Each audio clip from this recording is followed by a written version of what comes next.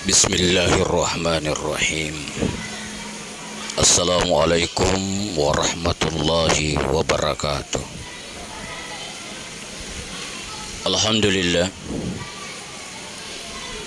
Alhamdulillah wa syukrulillah binikmatul iman wal islam. Asyhadu an la ilaha illallah wahdahu la syarikalah wa asyhadu anna Muhammadan abduhu wa rasuluh. Allahumma salli wa sallim wa barik ala sayyidina Muhammad wa ala alihi wa sahbihi rasulillahi ajmain, amma ba'd. Saudaraku kaum muslimin wal muslimat rahimakumullah.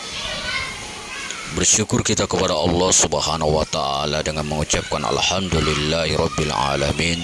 Segala puji bagi Allah, Tuhan semesta alam. Berselawat kita kepada junjungan kita baginda Rasulullah sallallahu alaihi wasallam biqaulina Allahumma shalli ala sayyidina Muhammad wa ala ali sayyidina Muhammad. Mudah-mudahan di hari kiamat kelak kita mendapatkan syafaatnya. Amin amin ya rabbal alamin. Pada pertemuan kita kali ini, pada rekan-rekan para guru Majelis Pengkajian Tauhid Tasawuf di Kota Batam, mudah-mudahan kita selalu mendapatkan curahan rahmat Allah Subhanahu wa taala dan keberkahan daripada guru kita Murabbina Syekh Abu Ya Amrawali Al-Halidi. Mudah-mudahan kita tetap ikhlas istiqamah dalam majelis pengkajian ini. Mari kita mendoakan guru kita, istrinya dan para keluarganya, semoga senantiasa selalu dalam lindungan Allah Subhanahu wa taala, sehat walafiat. Al-Fatihah. Wa rahmatullah. A'udzubillahi minasyaitonir rajim. Bismillahirrahmanirrahim. Alhamdulillahirabbil alamin. Arrahmanir rahim. Maliki yaumiddin. Iyyaka na'budu wa iyyaka nasta'in. Ihdinas siratal mustaqim. Siratal ladzina an'amta 'alaihim ghairil maghdubi 'alaihim waladdallin. Saudaraku yang dimuliakan Allah Subhanahu wa taala, jangan kita marahi, apalagi kita memukul daripada anak-anak kita ketika dia berteriak, bersuara. Justru suara itu yang mengantarkan kita untuk lebih khusyuk. Suara anak-anak ini merupakan fitrah suci, ya insya Allah dengan majelis zikir ini anak-anak kita nanti menjadi anak yang soleh-soleh. Saudaraku jemaah Majelis Pengkajian Tauhid Tasawuf Kota Batam yang dimuliakan Allah Subhanahu wa taala. Pada pertemuan kali ini kita akan membicarakan tentang hakikat syahadat. Sesungguhnya syahadatain merupakan rukun Islam yang pertama, di mana seseorang itu ingin menjadikan Islam sebagai cara hidupnya, harus terlebih dahulu mengucapkan dua kalimat syahadat, yaitu asyhadu alla ilaha illallah wa asyhadu anna Muhammadur Rasulullah. Jadi sesungguhnya selagi seseorang itu tidak melepaskan dua kalimat syahadat, maka selama itulah seseorang itu tidak boleh diiktirafkan sebagai seorang Islam. Di dalam pengertian syariat, dua kalimat syahadat, asyhadu alla ilaha illallah wa asyhadu anna Muhammadar Rasulullah. Aku bersaksi bahwa tiada Tuhan yang disembah melainkan Allah, dan aku juga bersaksi bahwa Nabi Muhammad itu adalah pesuruh Allah. Sesungguhnya ramai di kalangan kita hanya pandai melapaskan ucapan dua kalimat syahadat ini, tetapi jarang benar di kalangan kita coba mengkaji atau sekurang-kurangnya menyoal diri sendiri tentang hakikat pengertian ujung jatuhnya syahadat itu sendiri. Kita tengok ibu dan bapak kita melapaskan syahadat, maka kita pun turut berbuat demikian. Kita dengar guru-guru kita mengucapkan dua kalimat syahadat, kita juga ikut. Namun begitu tidak pernah bertanya, kenapa kita harus melafazkan asyhadu alla ilaha illallah wa asyhadu anna Muhammadar Rasulullah? Dan kenapa pula kita tidak boleh melafazkan satu bentuk lafaz penyaksian yang lain daripada kalimat syahadat itu? Di samping itu tidak kurang juga di kalangan kita bertanya, kenapalah la ilaha illallah itu boleh membawa kepada pengertian tiada Tuhan yang disembah melainkan Allah.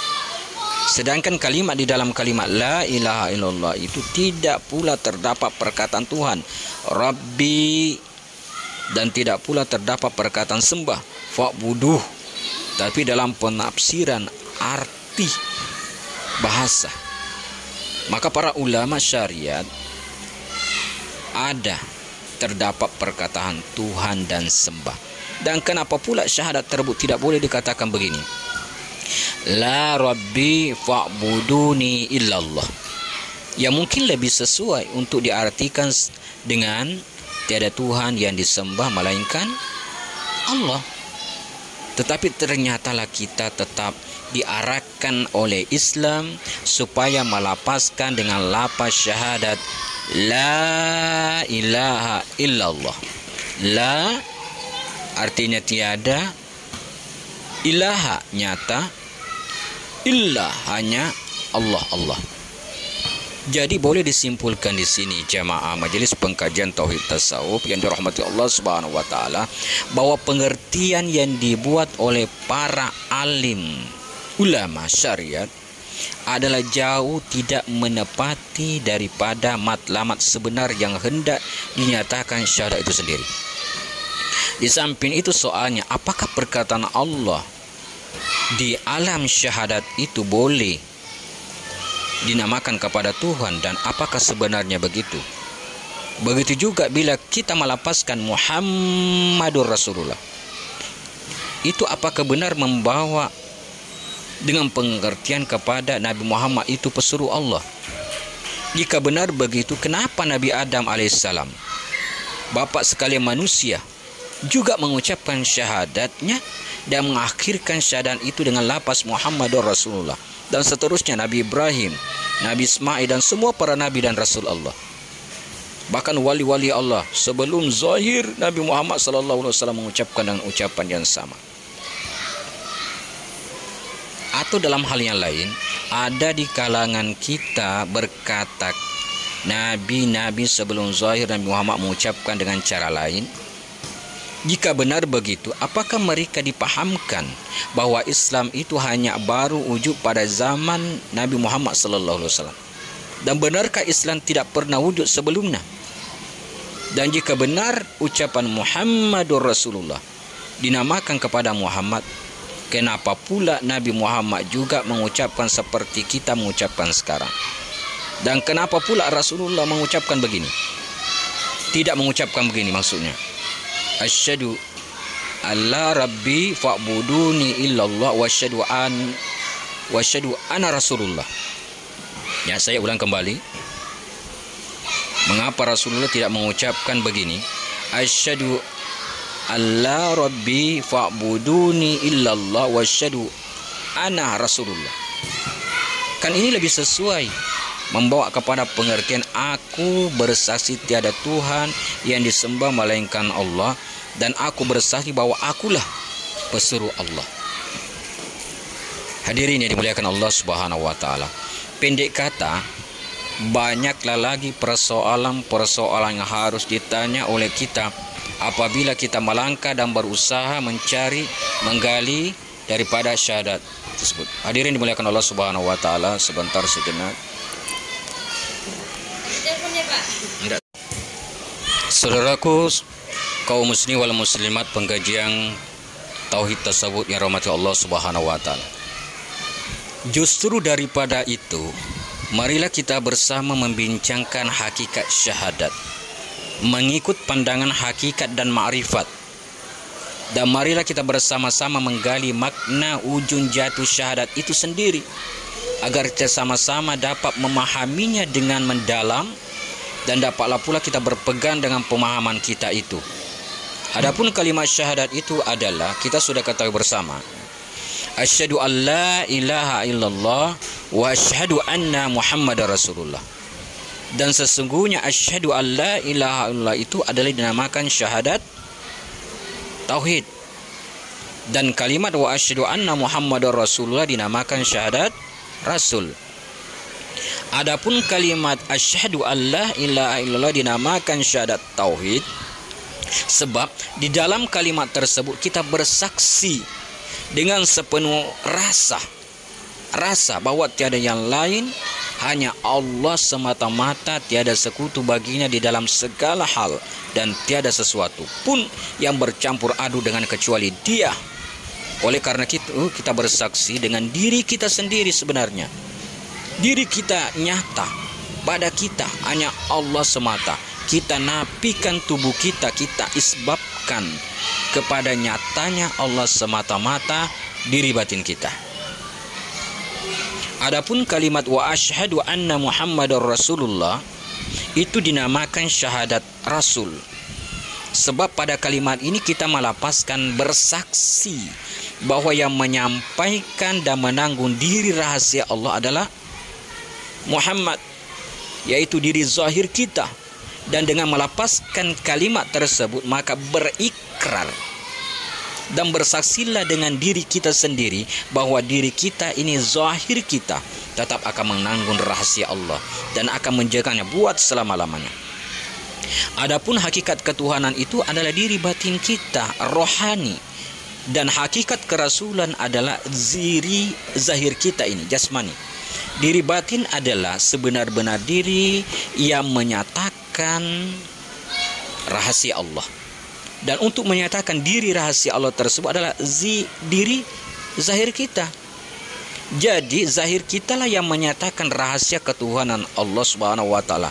Yang demikianlah zahir kita ini digelar dengan hakikat rasul. Bila kita melapaskan la ilaha illallah, tiada nyata hanya Allah. La ilaha illallah. Di sini jelas kalimat la ilaha illallah. Itu sudahlah terang bagi menyatakan tentang diri batin kita. Bila saja kita lapaskan kalimat tersebut dengan jelas, kita akan mengurai sesungguhnya bahwa tiada nyata hanya Allah. Dialah rahasia yang terkandung dalam tubuh zahir kita, Muhammadur Rasulullah.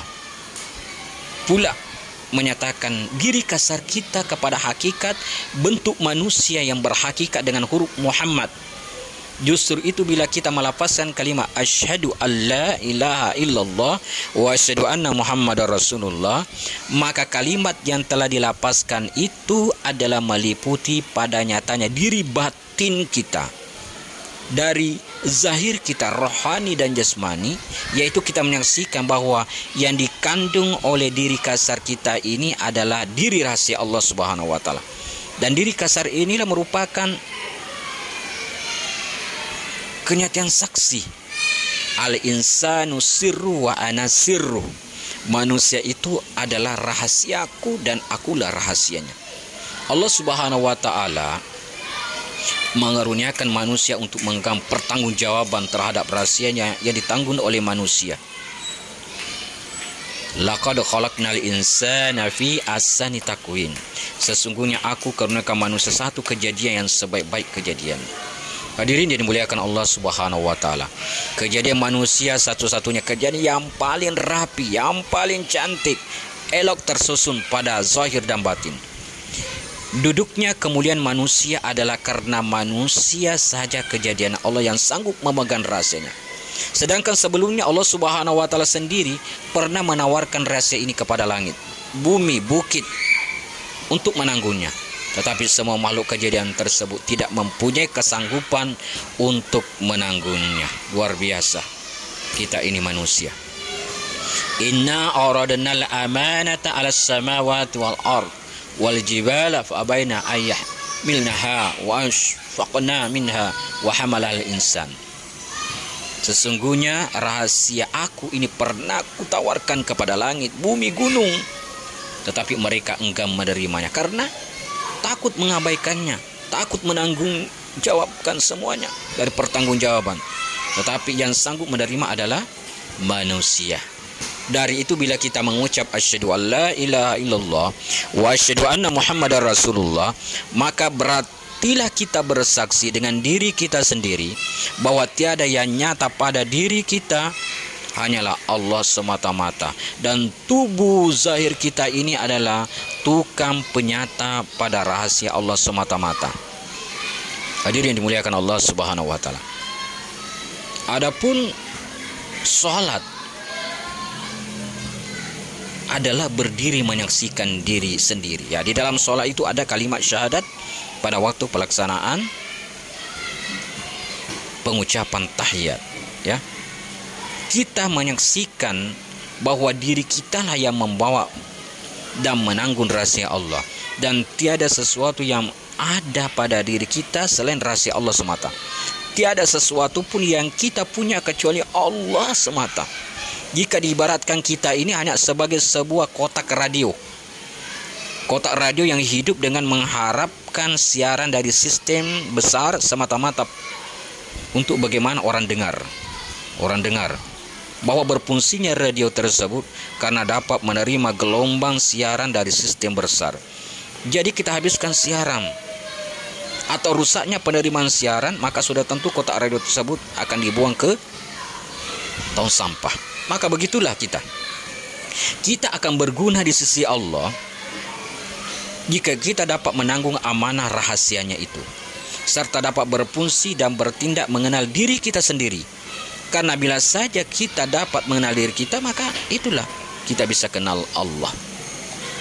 Hadirin dimuliakan Allah Subhanahu wa taala, maka itu lagi dan lagi kita berupaya dengan sedini mungkin untuk bagaimana kita betul-betul menyaksikan diri kita, ya, bersaksi bahwa tiada yang nyata kecuali Allah, diri batin, dan bersaksilah aku Muhammad diri zahir itu adalah pernyataan rahasia Allah, diri batin kita. Asyhadu an la ilaha illallah wa asyhadu anna muhammadar rasulullah. Di sini terang dan jelaslah bahwa kalimat penting itu dilapaskan oleh kita bagi tujuan supaya kita meninik diri kita dengan mata batin kita bahwa akulah yang membawa rahasia Allah. Kita yang membawa rahasia Allah, bahwa kita adalah Allah semata-mata, tiada sesuatu apapun kecuali Allah. Ucapan penyaksian ini bukanlah saja dilapaskan oleh lidah kita, malahan dikatakan bersama oleh seorang diri kita, semua anggota kita, zahir dan batin kita, masing-masing serentak berdiri menyaksikan diri kita semata-mata Allah, bihaqqi ilallah. Maka di saat melapaskan syahadat tersebut, maka gemetarlah seluruh tubuh kita, jiwa raga kita. Orang-orang aribillah, para wali-wali Allah, maka di saat itu terasalah oleh mereka satu kelezatan yang sangat amat tinggi. Tiada bahasa yang boleh diterangkan di sini kecuali diketahui sendiri oleh mereka yang pernah mengalami dan sampai pula ke martabatnya. Saudaraku, majelis pengkajian Tauhid Tasawuf Kota Batam, pahamlah kita semuanya. Artinya bersaksilah kita. Bersaksi aku dengan telinga aku, mata aku, otak aku, kulit aku, daging aku, kaki, tangan, dan seluruh tubuh zahir dan batin aku. Tiada yang nyata kecuali Allah juga. Artinya aku melihat dan mendengar dengan penglihatan Allah dan pendengaran Allah. Tiada aku merasa, Allah merasa. Tidak aku berkehendak, Allah berkehendak. Tidak aku berkuasa, Allah berkuasa. Tidak ada, hanya semata Allah. Fa aina ma tuwallu fasamma wajhullah. Di mana saja kamu berada, di situlah wajah Allah. Hadirin dimuliakan Allah Subhanahu wa taala, mari kita betul-betul daripada kalimat syahadat ini bukan sekadar sebuah ucapan dari lidah kita, tapi betul-betul masuk dari batin kita.